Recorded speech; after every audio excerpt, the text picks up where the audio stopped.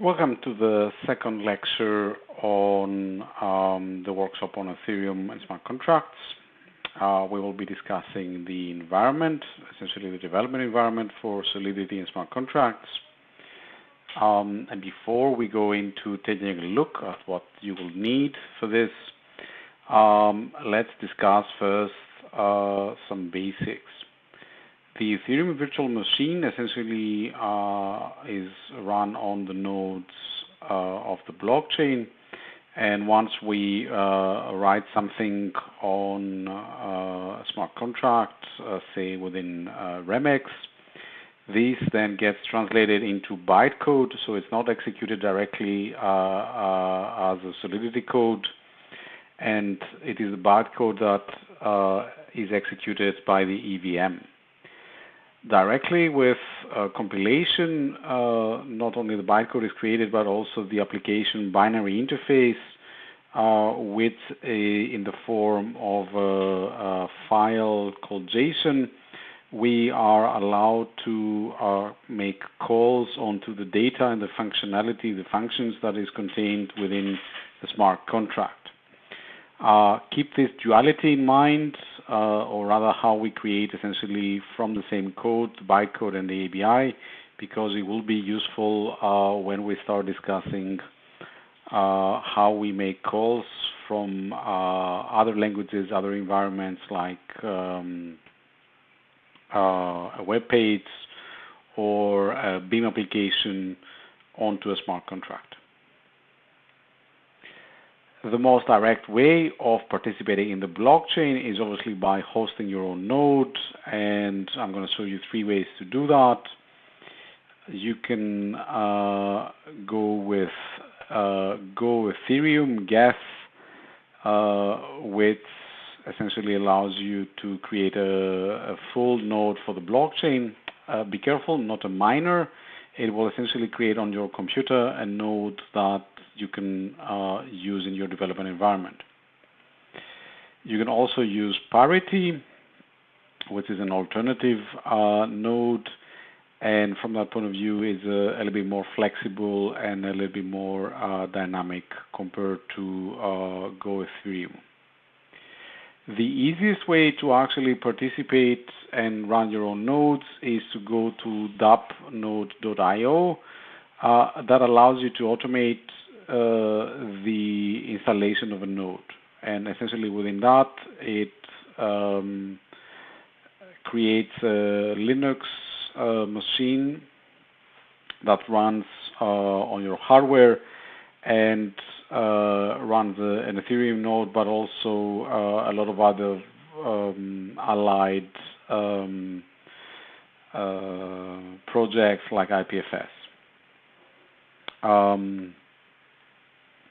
Beyond that, though, we also have Metamask, which essentially is a plugin for web browsers that allows you to use a third-party node, in this case Infura.io.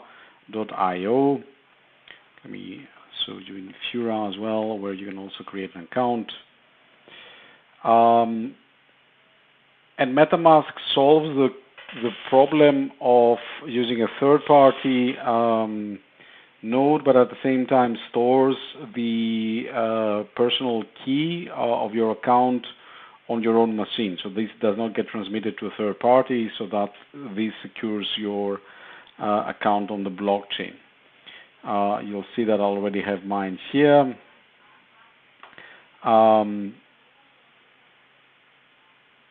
So even though creating your nodes are the easiest, or rather the most straightforward way, they're not the easiest, because all of these solutions require a lot of effort in maintaining your own node.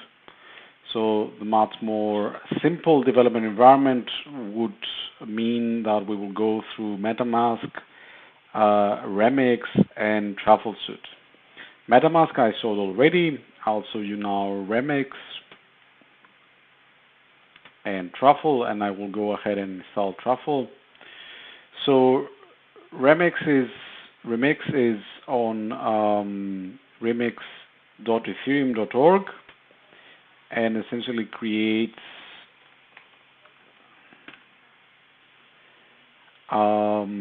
an environment where you are able to run your own smart contracts, and this is what we will be using for the rest of the workshop mainly.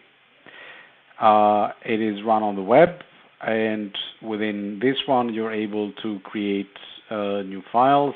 I'll select the Solidity plugin here. By clicking here you can create a new file. Excuse me, test, let me write.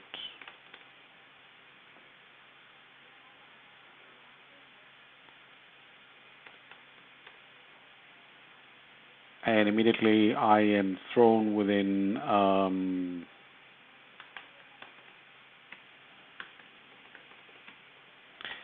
a coding environment, and I can start immediately to write my first smart contract. We won't do this at the moment, but I want you to just understand how we will be writing contracts.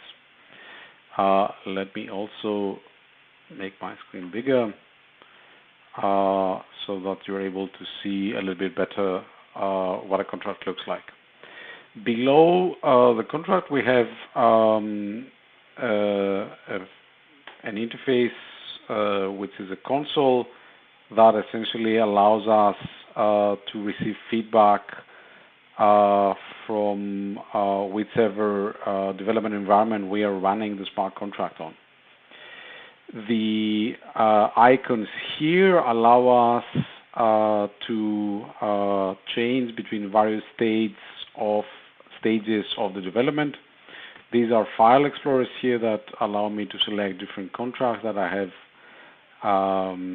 written, and you see how they are opened in tabs here. Then the next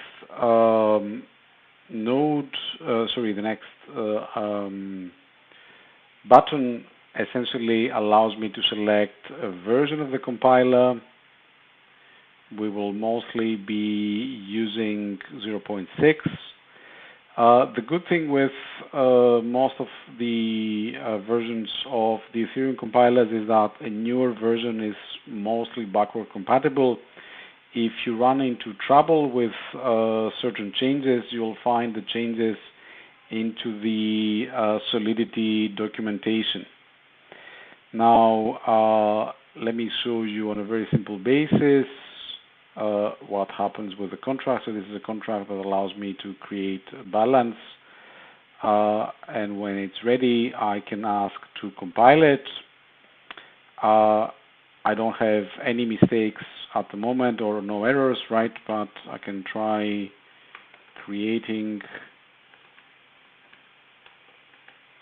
and you'll see I won't add either a curly bracket or a semicolon.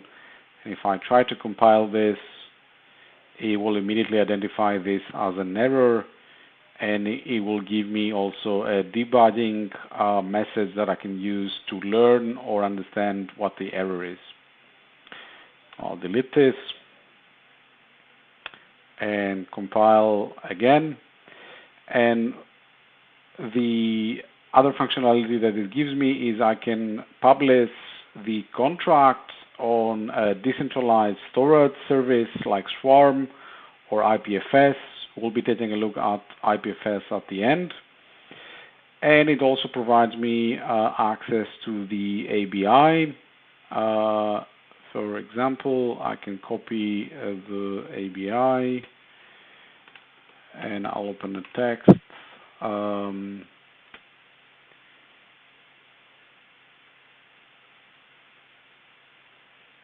And I'll paste it here so that you can take a look what a typical ABI looks like. I won't save it, but essentially this is the interface to the contract. And of course I also have the bytecode, which is what the EVM will run.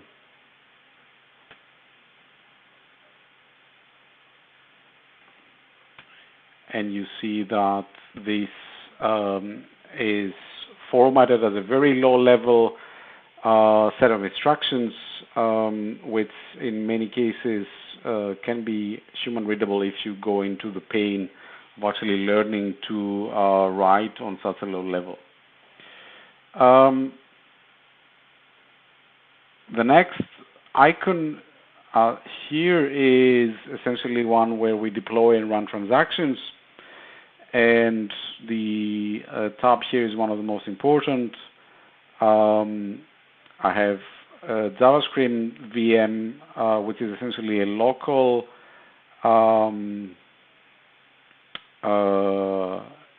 environment.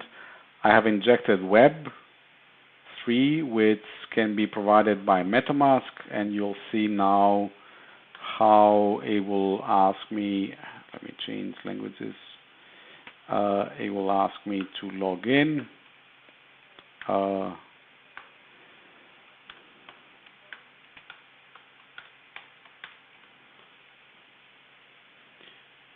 And I'll select this account to connect.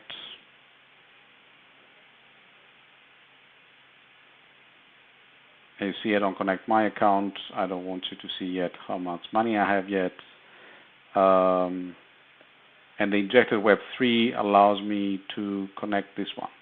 Oops, you actually saw how much S I have on the on my account.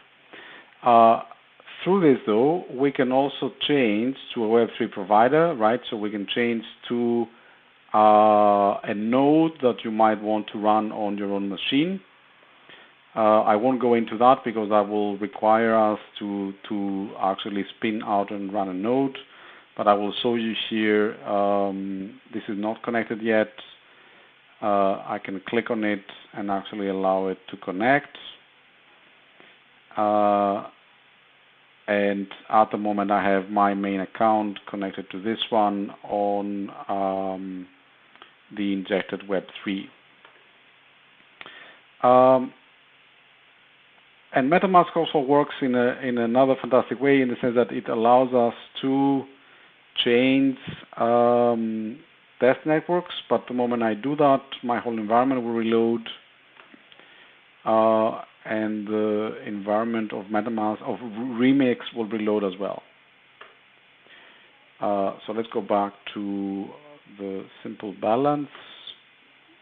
I'll also focus there. And now I am connected to a very simple, through Metamask, to a test network in Ethereum. Essentially what happens is that I can compile this and then go here, and through the injected Web3, I am connected now to the Robston network, and the accounts I have available is my main account on the Robston test network. I can actually allow this contract to be deployed on Robston, and this will ask me for a transaction, and for the first time we see that everything on the blockchain actually costs a certain money, and from that point of view you have to essentially pay for its computation that you will do, so that the miners, the block miners, are incentivized to actually run your transaction. I won't go into the technicalities of gas prices and gas limits at the moment. You can take a look at that from other sources. Essentially, we can set a gas limit and a price on a way, which is one of the denominations of ETH. And from that point of view, we set a maximum number of way that we're willing to spend to reach a level to run the transaction.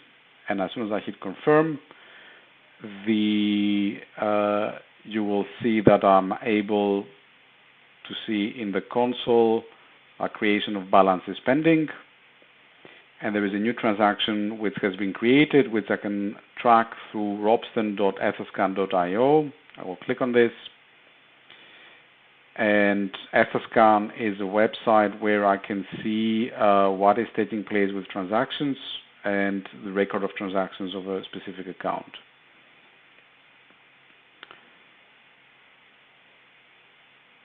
Going back to Remix, this takes a little bit of time, right? So you see that now transaction 27 is confirmed. A new block is mined that contained my deployment of this contract. If I go back to Etherscan and renew, you'll see that I have a transaction hash, so I can verify this. The transaction was successful. If it wasn't, I would get a failure here. And this can actually happen if you set your gas price at a very low level to pay for the computation. I get the timestamp and I get confirmation that my address was the one that initiated this. But also, much more importantly, I get the address of the contract on the Robston test network. Let me copy this here. So if I click on this, it gets copied to the clipboard.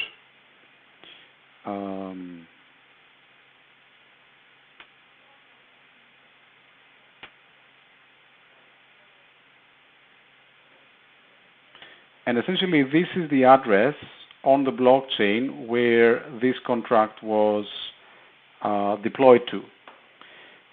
But through Remix, I actually have an interface to talk to the contract. And I'll just show you very simply, even though we will repeat this in the next lecture, very simply, simple transactions we can do. Again, I have a gas limit here. I will change this to Ether. I will put 1. And the moment I will hit send money, what I'm saying to Remix is to say, from this address, send 1 Ether to the contract that is located onto this address that we see here. And you will see that again, I have to confirm the transaction, and through that point of view, the amount I'm sending is 1 Ether plus 0.000046 ETH in terms of the maximum I'm going to spend. If my transaction is very simple and I have gas which is not spent, this returns back to my account. Confirm, and I get a new transaction.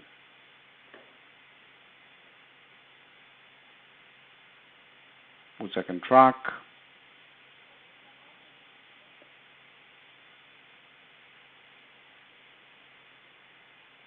If I go back to Remix, you see I get confirmation through Metamask, but I also get confirmation on the console about the block which has been mined. And you see now the new transactions here that tells me essentially the hash and again status, block, timestamp from my address to the contract and what was the value, what did I send. I send essentially 1 Ether. I'll go back. I would like to withdraw this. I copy my address here and I paste it onto this field here. But before that, I want to show you another thing, which is reading from the blockchain by going to get balance, and I see that it returns to me an unsigned integer, which is 1, right? So essentially, the interface is telling me that the contract contains a balance of 1 Ether. And now, having copied this address, I will withdraw, and I'm being then asked again to confirm. So I will just go ahead and do that. and you see for a third time a new transaction gets initiated. You see it pending, and I see here that it actually gets confirmed.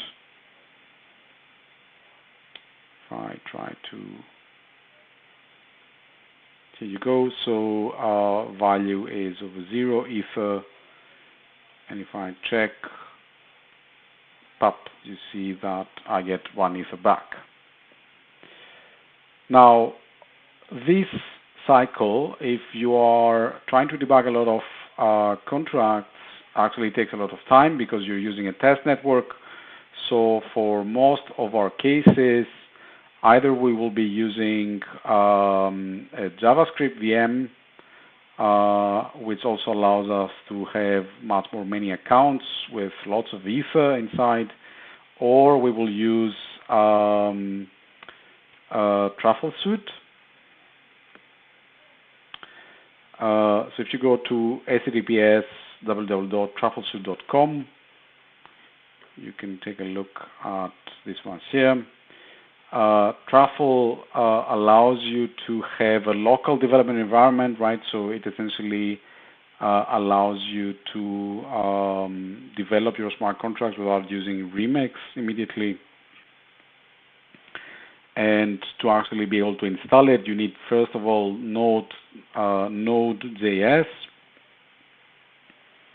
and you'll see here I can download it, and I'll run through the process of installing Truffle suite, but also of installing Ganas. So Ganas essentially fires up a personal Ethereum blockchain, which you can use to run tests, execute commands, and inspect state of your contracts while controlling how the chain operates. So I will download this as well. This is for macOS X, but you can actually run it on Windows or Linux. It doesn't matter what you have. So let me go through installing Node.js first.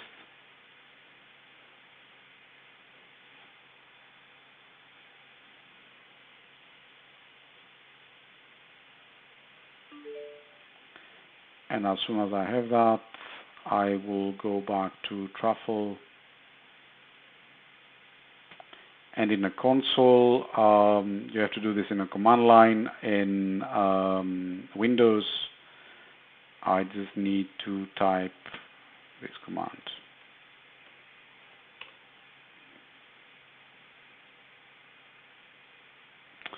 I'll let this run on the background, and I will run Ganas.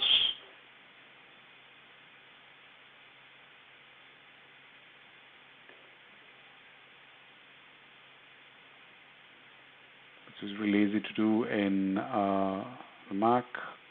Obviously, I already had it, right? So this will replace it with a new version.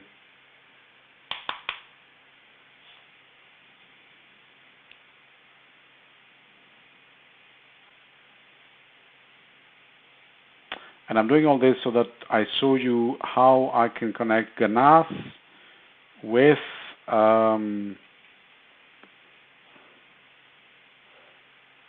actually, instead of searching, I'll go launch it.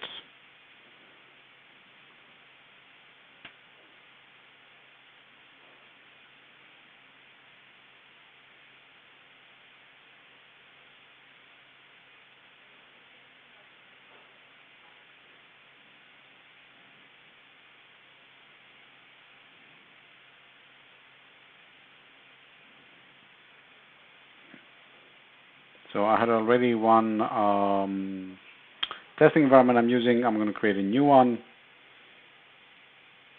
which I'm going to call CBC2020. I don't have a project on Truffle yet, and I won't do so. I will just save the workspace. And immediately my workspace for Consortium of Blockchain in Construction is already here. I have a set of accounts, and you will be able also to see that I have a specific address with a server and a port where this is running. This is really important because if I go to Remix and I talk for a Web3 provider, it will ask me for an endpoint. And it's 127.0.0.1, 75.45, 75.45. And the moment I do this, you will notice that I get a list of accounts here, which are the same accounts I have here.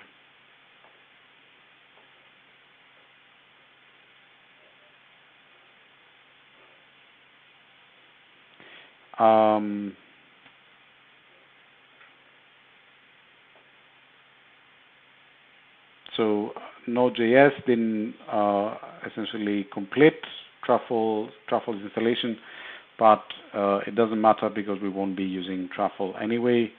You can, if you're using Windows, it's a much more straightforward affair. We will be using though Ganas and Remix for a lot of the things we will be doing, or Remix with the JavaScript VM. That's it for now for our setup for the environment. We can also take a look at further resources. So if you go to ethereum.org for developers, you're going to find a wealth of other tools and environments that can help you develop better smart contracts. Thank you for your patience, and we will move on to how we can create a simple smart contract on Remix. Just to clarify, for those of you not looking at the chat, the reason why the Truffle suite installation failed was I was not using sudo to give it administrative rights. So the question is, how can you say that a condition or statement delivery of concrete was delayed and be recorded on the contract smart blockchain? You will take a look at I will keep this question to be answered after the next set of videos that discusses variables. So what I showed you now was essentially just the setup. The way you would do this is you would do it with a struct where you would record a number of the statement and the statement that you want to record. And this takes place with a string. So you will take a look at this when we discuss variables in the next video. So I have a quick question, Theo. Please. In terms of Viper, it's just like a strategic thing. People are not talking about it very much, but in Solidity seems to be like the favorite choice. Any reason for that? I think this has to do with Solidity was there first in terms of people who develop for the web, develop in JavaScript, so it was much easier for them to do so. But in the past year, Viper, as a more Python-esque language, has been gathering attention and has shown growth. And in terms of Viper, this is another language to write smart contracts. If you are familiar with Python, there is a web3.py library where you can write essentially Python scripts to interface with the smart contracts, because I think that's also a really important part, that we are presenting the smart contracts, but a lot of the interesting stuff will happen in the user space and the interface between the smart contract and the real world or other systems. Okay, thank you. So I mean, if I could try to say that you can, of course, pay attention to Viper as well as one of the languages. It's just that I'm not familiar with it. Let's say. You know, I find super interesting because of Neo, right? In China mainly, this blockchain that the smart contracts are written in Python. So it seems to be like 2 points converging. So it says, I think we should watch that space. I think so as well. I think it's a space you need to pay attention to, and hopefully we'll be able to deliver another workshop in the future on that.